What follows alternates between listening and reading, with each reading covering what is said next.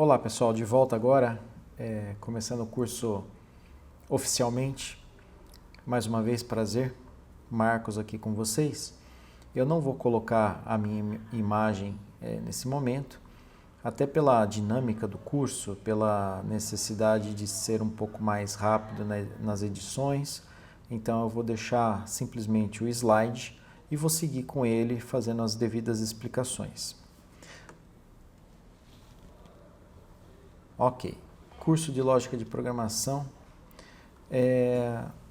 Nesse curso, então, ficou claro aí que esse curso é uma solicitação, né, que foi feito e nos pediram aqui para a unidade de Jundiaí, do Senac de Jundiaí, um treinamento.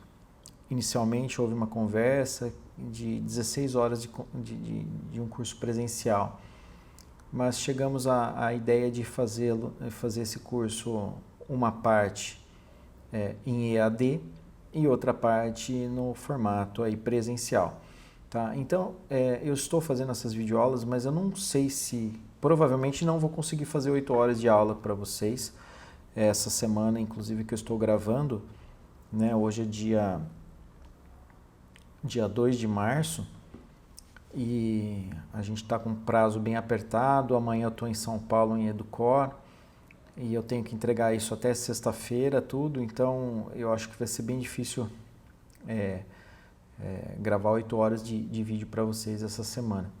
De qualquer forma, eu faria o possível para gravar o máximo possível e colocar bastante exercícios. A nossa plataforma deverá ser o Teams de comunicação.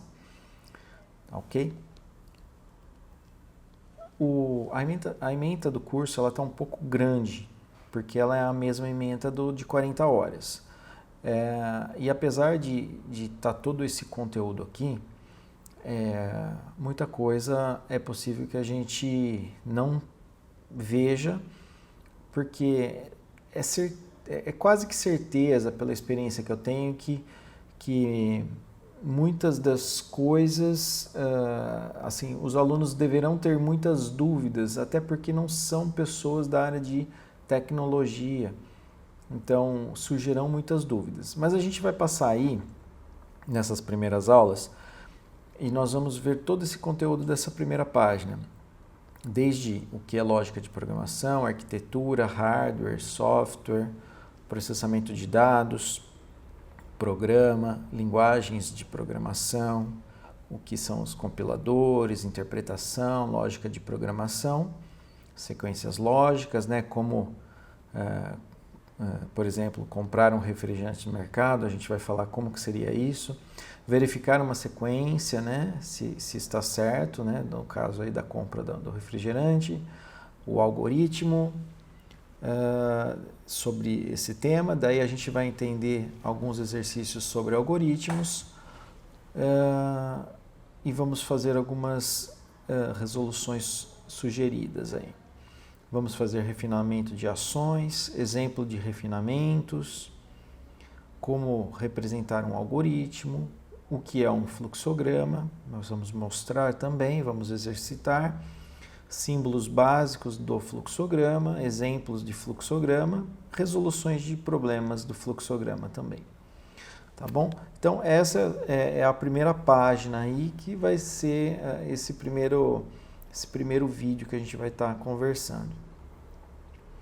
A ementa do curso, ela segue aí e eu não vou ficar aqui lendo todo o conteúdo, porque a gente vai acabar vendo isso no vídeo seguinte, mas a gente fala aí sobre vários temas que abrange todo o curso de lógica de programação, tá bom? Veja que a ementa é bem grande, são 4 slides aí pelo menos falando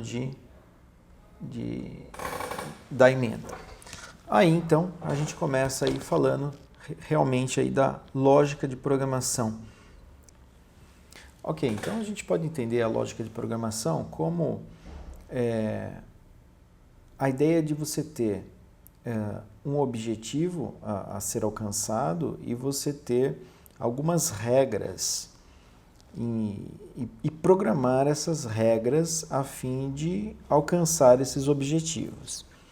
Essas regras, elas podem ser realizadas de algumas formas, desde que se tenha lógica, né? Muitas vezes a gente faz coisas e o resultado às vezes até é bem demorado para chegar, porque às vezes a gente acaba fazendo sem lógica, né? Então a lógica está em tudo que fazemos na vida, né? A gente tem a lógica, ela acompanha as nossas vidas o tempo todo. Então isso não é diferente na hora que você vai desenvolver um sistema, né? Ela precisa de uma lógica. E para que o sistema ele funcione adequadamente, ele precisa seguir algumas regras, né? Essas regras vão ter que ser realizadas, alinhadas de uma forma que façam com que o seu sistema desenvolva, funcione de uma forma eficaz. Só fazendo aqui um adendo, muitas vezes você tem um sistema que ele roda e rouba da máquina ou do servidor onde está alocado muitos recursos, tanto de CPU quanto de memória. O que eu quero dizer com isso? A máquina pode ficar lenta. Aqueles sistemas que usam mais recurso da máquina e faz com que a máquina fique lenta ao executar o programa. Ok, podemos entender que existem programas que necessitam de mais recursos e muitas vezes o hardware já está defasado, mas também podemos entender que muitas vezes o hardware é bom ou pelo menos razoável, mas a aplicação não foi desenvolvida de uma maneira muito, entre aspas, lógica, fazendo com que roube muitos recursos da máquina desnecessários. E aí, desta forma, o processo pode até acontecer, porém, a gente vai perder muito tempo no resultado final para chegar no objetivo. E, em outros casos mais críticos, nem chega no objetivo, o que são os erros de programas. Muito bem. Então, a gente vai começar entendendo um pouquinho, eu já entrei nesse assunto, falando da arquitetura de computador. Para que um software funcione adequadamente, a gente precisa entender o hardware.